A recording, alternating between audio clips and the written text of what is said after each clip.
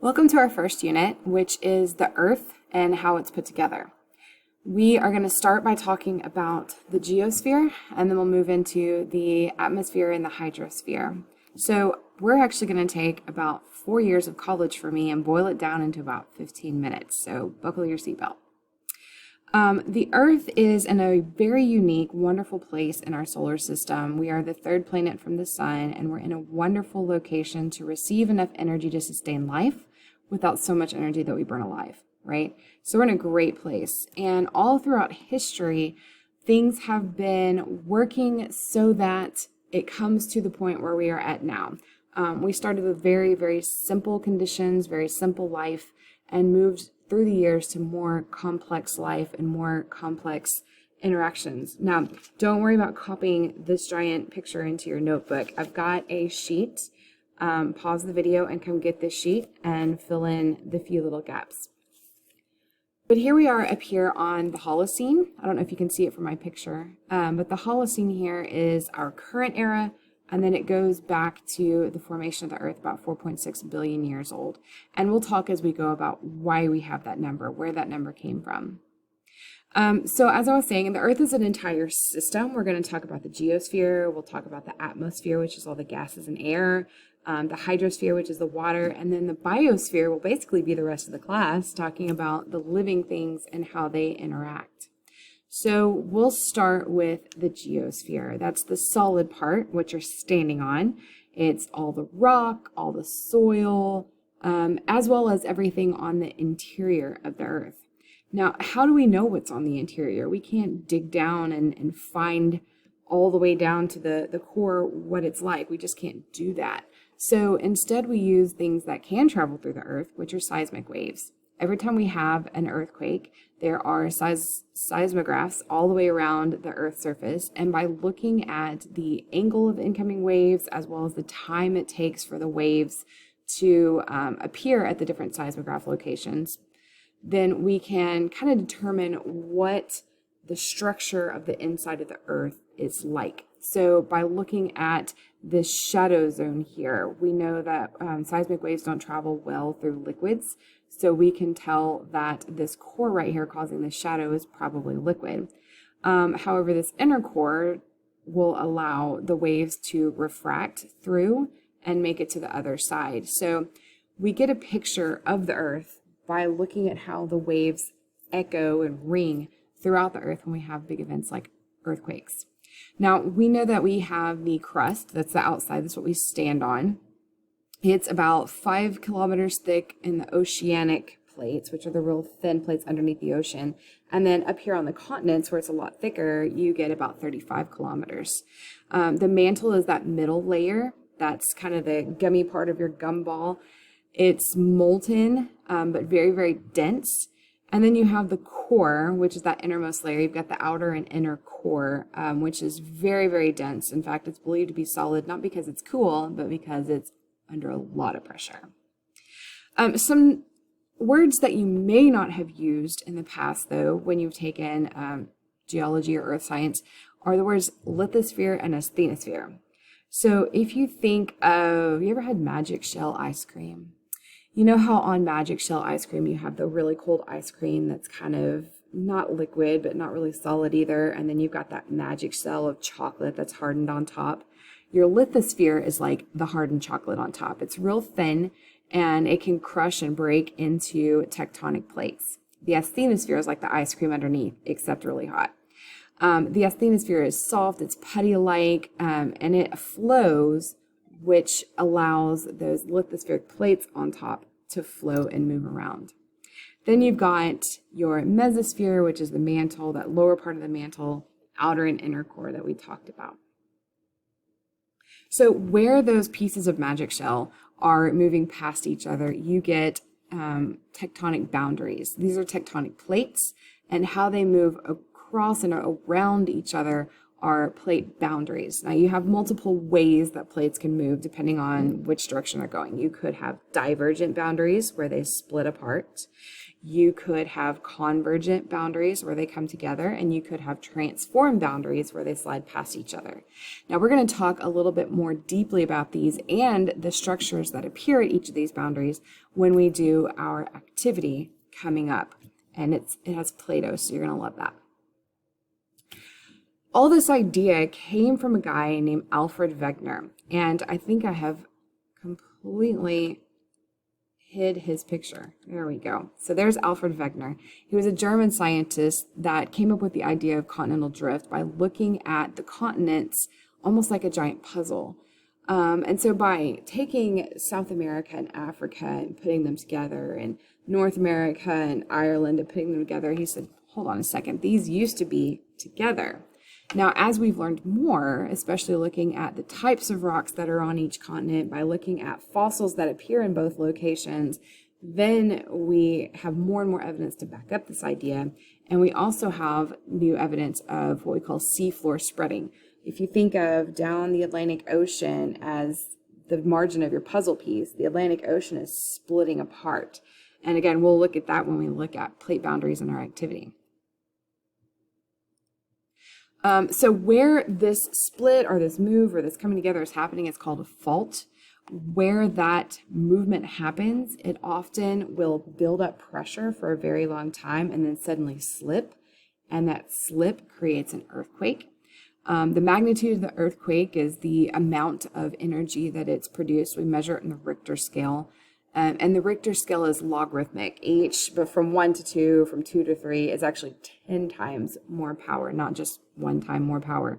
And where you have earthquakes that are a 7 or above is where you get widespread damage, where it starts being on the news. Where earthquakes occur is usually down underneath the Earth's surface. So we have two terms that help us describe where earthquakes occur. One is the focus, which is that location inside the Earth. You can see the focus right here. That's down in the Earth where the actual slipping is taking place. But if you want to tell people on the news where the earthquake happens, usually you'll describe the next closest town, and that will be the epicenter. The epicenter is the surface location above where the earthquake happened. And we measure all this using a seismograph, which very simply is a needle with a spring that's bouncing and creating those waves that give us the information. It's more technical than that now, but that's how it started. Volcanoes can also occur at plate boundaries in addition to earthquakes, and volcanoes occur when magma reaches the surface. Once it gets to the surface, magma becomes lava. Even though they are typically at plate boundaries, they do occur at hotspots like Hawaii. Hotspots are kind of like pimples on the Earth's surface. You had a very hot area of molten magma that burned through the crust and erupted to the surface. And the Hawaiian volcanoes are not explosive, they're just oozing out gradually. Volcanoes can occur on land, they can occur under the sea, they can occur anywhere there's that fault boundary. You may have active volcanoes, which are currently erupting, or we know that they've erupted in recorded history. We've seen it happen. Mount St. Helens would be an active volcano. You have dormant volcanoes that may erupt, but we've never really seen it erupt, so we're not quite sure. That would be like your sleeping volcanoes. And then extinct, we're sure that the energy source is gone. It's never going to erupt again. So this is, I believe, Capulin Mountain, which is in New Mexico. The fault that created the mountains in New Mexico no longer moves. That energy has shifted and changed. So those volcanoes are not going to erupt again. They're extinct volcanoes. You can have cinder cones, which are very explosive. They're very tall. They shoot out a lot of energy. You can have shield volcanoes, which just ooze, like the Hawaiian Islands would be shield volcanoes. You can have calderas like Yellowstone, which are very large, very devastating. It's a giant eruption in the Earth's surface. You have rift volcanoes, which are where the plates have separated and that magma oozes out. technically still a volcano because you have magma coming to the surface. You have subduction volcanoes, which lead to this composite volcano that we have a picture of here, where one plate is subducting under the other. And again, we'll look at that when we looked at our plate boundary activity coming up. But one plate goes under the other, melts, and then that melted magma oozes to the top. And then you have those hotspot volcanoes, like the Hawaiian Islands, where that magma just punches through the plate in the middle without being at a boundary. Local effects of volcanoes include, of course, the lava flowing all over the countryside. You have hot ash and dust that's released, and those gases race down the slope, what we call a nuée ardente. You have mud flows, which usually because volcanoes are tall mountains and they have snow on top, and so whenever the hot volcano melts all of the snow on top of the mountain, the volcanic mountain, all that melted snow rushes down at once, and you have a big mud flow that can cover villages underneath. And of course, falling ash itself for miles around can bury crops, it can damage vehicles, cause breathing difficulties. There's a lot of bad local effects of volcanoes.